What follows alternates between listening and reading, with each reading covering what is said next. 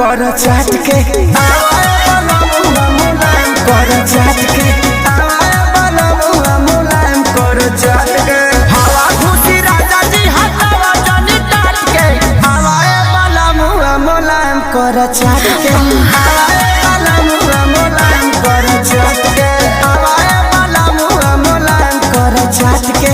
आवाए बलमुआ मुलायम कर चाट के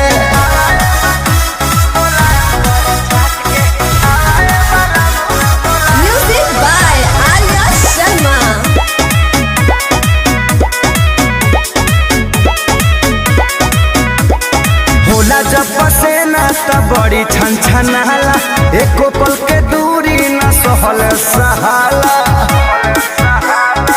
ए होला जब पसेना तब बड़ी छन छनाला एको पल के दूरी न सहल सहाला आईनी बधारावा से सोना गेहूं काट के हवाया बलमुआ मुलायम कर चाट के हवाया बलमुआ मुलायम कर चाट के चाट के आवाए बलमुआ मुलायम कर चाट के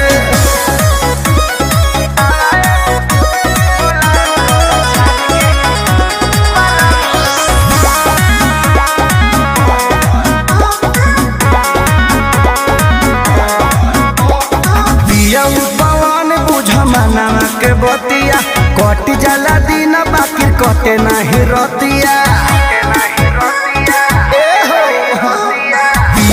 पवन बुझ मना के बतिया कट जा